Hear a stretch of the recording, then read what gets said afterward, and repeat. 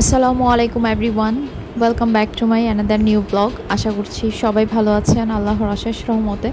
আলহামদুলিল্লাহ আমরাও আছি কোনো রকম ভালো। শরীর খুব একটা ভালো যাচ্ছে না। আরিশের তো 2 দিন খুবই বাজে অবস্থা ছিল। আলহামদুলিল্লাহ এখন সুস্থ আছে কিছুটা। জ্বরটা সেরেছে, ঠান্ডা এখনও আছে। তো ওকে ডক্টরের কাছে নিয়ে যাব আজকে।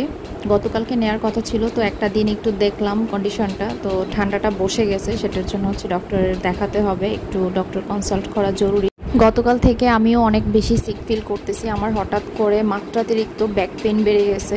এমনিতে আরিশের খাবার নিয়ে বসে থাকতে থাকতে আমার সেই শুরু থেকেই পিঠের ব্যথা হয়ে গেছে আর কি, শুরু হয়ে গেছে। আরিশ যখন ছোট ছিল তখন থেকেই ওর খাবার নিয়ে বসে থাকতে থাকতে তো এখন গতকাল থেকে হঠাৎ করে পিঠের এক সাইড এত বেশি পেইন হচ্ছে যেটা বলার মতো না। আমার চোখ দিয়ে পানি চলে আসে ব্যথায়, এত বেশি ব্যথা করতেছে। আর এই তো কয়টা দিন পরে বাড়িতে যাব, তো এখন শরীরের এমন কন্ডিশন, কিছুই ভালো লাগতেছে না। এদিকে আরিশও সিক, ও এখন মোটামুটি কিছুটা রিকভারি করেছে। তো সবাই দোয়া করবেন আমাদের জন্য, সুস্থ যেন হয়ে যেতে পারি ঈদের আগে আগে। আমার অন্য সমস্যা না, শুধুমাত্র ব্যথাটাই আমাকে একদম কাবু করে ফেলছে। যাই হোক, আজকে খালা আসছিল দুপুরবেলা, সকালবেলা উনি আসতে পারে নাই। দুপুরবেলা আসার পর আজকে কাজ করেছে, ফ্রিজটা ধুয়েছে আর ওয়াশরুম ক্লিন করেছে, আর টুকটাক কিছু কাজ ছিল। তো তারপর আমি আজকে ইফতারে বানাচ্ছিলাম ফ্রাইড রাইস। বাসায় যা ছিল তাই দিয়ে সিম্পলভাবে ফ্রাইড রাইসটা বানাচ্ছি। ইফতারে কি বানাবো সেটা ভাবতে ভাবতে হঠাৎ মনে হলো যে একটু ফ্রাইড রাইস করে ফেলি। আর চিকেন যে ম্যারিনেট করে রেখেছিলাম কয়েকদিন, ইফতারে খাওয়া হয়েছে, আরও 3 পিস আছে। তো ভাবলাম যে রাইসটা করে ফেলি, এটাও খাওয়া হয়ে যাবে। আর সাথে ফুলকপির পাকোড়া তৈরি করব। তো আরিশ যেহেতু সিক ছিল, ভাবলাম ফ্রাইড রাইসটা দেখলে সে খুশি হবে, পছন্দ করবে। বাট আমার ছেলে একটু মুখে দেয় নাই, সেটা আমার প্রচণ্ড খারাপ লাগার একটা বিষয়, যে ওর জন্যই আমি চিন্তা করে রান্না করেছি যে আমাদের ইফতারও হয়ে যাবে, সেও একটু খাবে। ভাত তো সে টোটালি খাওয়া অফ করে দিছে, কারণ সে যখন অসুস্থ হয় খাওয়া দাওয়া ছেড়ে দেয়, আর ভাতটা সে একদমই খায় না, টোটালি খায় না। তো ভাবলাম ফ্রাইড রাইসটা একটু খাবে, বাট এটাও খায় নাই। যাই হোক, একটুখানি চিকেন ছিল, সেটা দিয়ে একটা ডিম দিয়ে আমি ফ্রাইড রাইসটা বানাচ্ছি। সাথে দিয়েছি গাজর, পেঁয়াজ, মটরশুঁটি, এই দিয়ে আমি রাইসটা তৈরি করতেছি। তো সয়া সস, টমেটো সস দিয়ে দিলাম, তারপর গোলমরিচের গুঁড়া, একটুখানি চিনি, লবণ। তো এই সব কিছু দিয়ে আমি এই ফ্রাইড রাইসটা বানিয়ে নেব। এখন দিয়ে দিব একটু চিনি আর একটু লবণ। রোজার সময় কোনো কিছু রান্না করতে লবণ চেক করা যায় না, আন্দাজের উপর সব কিছু রান্না করতে হয়। আর এখন দিয়ে দিলাম কাঁচামরিচ লাস্ট মুহূর্তে, যেন ঝাল না হয়ে যায়। তো রাইসটা একদমই স্টিকি হয় নাই, খুবই ঝরঝরা হয়েছিল। তো এই তো আমার রান্নাটা হয়ে গেছে। তারপর আমি ফ্রাইড রাইসটা একটু আগেই রান্না করে ফেলছি, আর ইফতারের আগে চিকেনগুলো ফ্রাই করব আর ফুলকপির পাকোড়াগুলো বানাবো। ফুলকপি একটা এত বড় নিয়ে আসছে, এই ফুলকপি আমি যাওয়ার আগে খেয়ে শেষ করতে পারবো কিনা জানি না, তাই আজকে পাকোড়া বানিয়ে ফেললাম। আর এই যে ছোট ছোট 3 পিস চিকেন ছিল, এগুলো ফ্রাই করে নিচ্ছি। ফ্রিজের সমস্ত কিছু খেয়ে শেষ করে ফেলতে হবে, আর ফ্রিজও ওয়াশ করেছি আজকে। তো এই তো এখন পাকোড়াগুলো ভেজে নিচ্ছিলাম।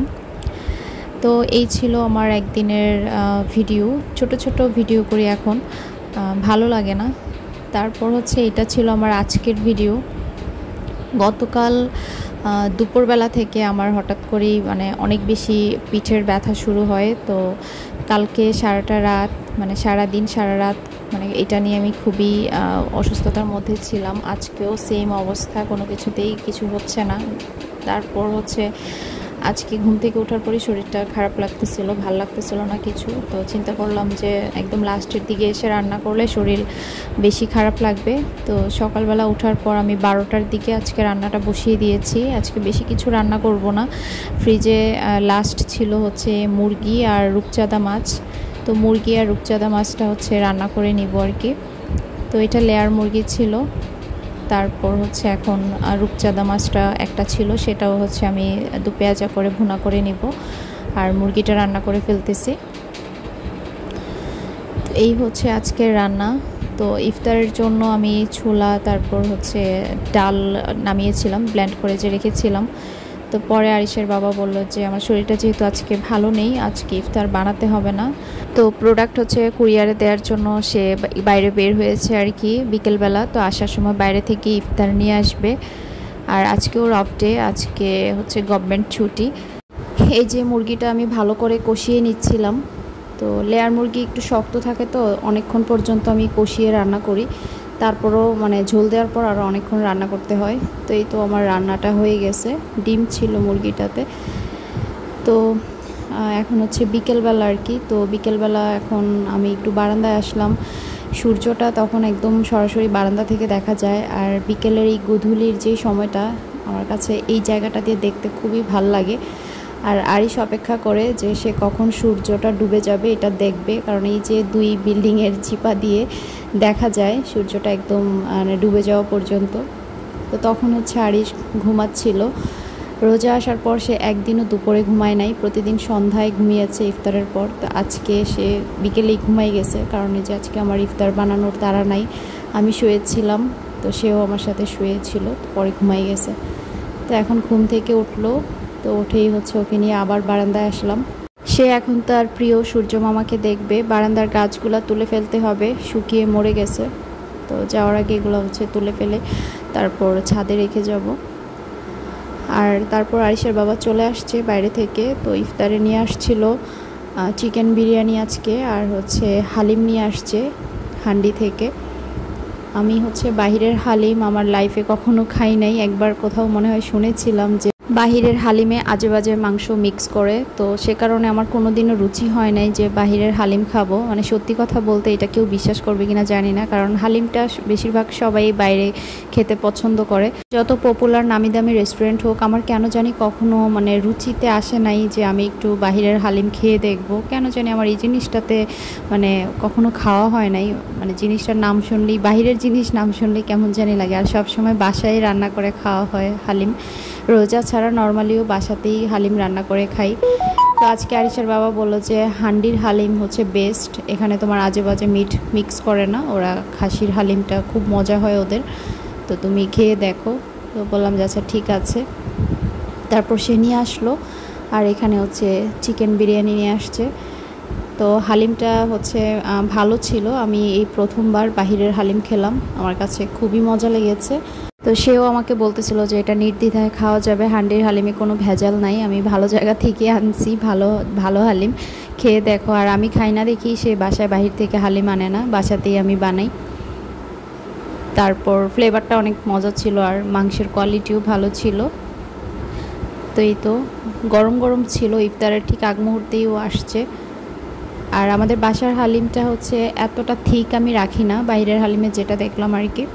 আর ছোট্ট একটা প্যাকেটের মধ্যে পুদিনা পাতা, বেরেস্তা, আদা কুচি, লেবু দিয়ে দিয়েছে, সব কিছু একসাথে। তো আমি হচ্ছে আবারও লেবু কেটে নিয়েছি, শসা কুচি করে নিয়েছি। তো প্রথমেই হচ্ছে হালিমটা ট্রাই করব রোজা ভাঙার পর, বিরিয়ানিটা পরে খাবো, হালিমটা গরম আছে, পরে বিরিয়ানি খেলে পেট ভরে যাবে, হালিম আর গরম গরম অবস্থায় খাওয়া হবে না। তো দুজনের কোয়ান্টিটি অনুযায়ী ভালো পরিমাণেই ছিল, আমাদের দুজনের একদম সুন্দরভাবে হয়েছে। আর আমাদের এই মানে দুইজন এক বাটি করে হালিম খেয়েই আমাদের পেট ভরে গেছে, বিরিয়ানি আর খাওয়া হয় নাই ইফতারে। তো সে সার্ভ করে দিচ্ছিল। তো এই ছিল আজকে আমাদের ইফতার। আজকে বললাম না শরীরটা খারাপ লাগতেছে, ভয়েস দিতেও ইচ্ছে করতেছে না। আমার আরিশমণি যখন অসুস্থ হয় তারপরেই হচ্ছে আমি নিজে অসুস্থ হয়ে যাই। তো যাই হোক, সবাই দোয়া করবেন আমাদের জন্য, সবার জন্য অনেক অনেক দোয়া, ভালোবাসা, শুভকামনা রইল, আপনারাও দোয়া করবেন। আজ এ পর্যন্তই, সুস্থ থাকেন সবাই, আল্লাহ হাফেজ।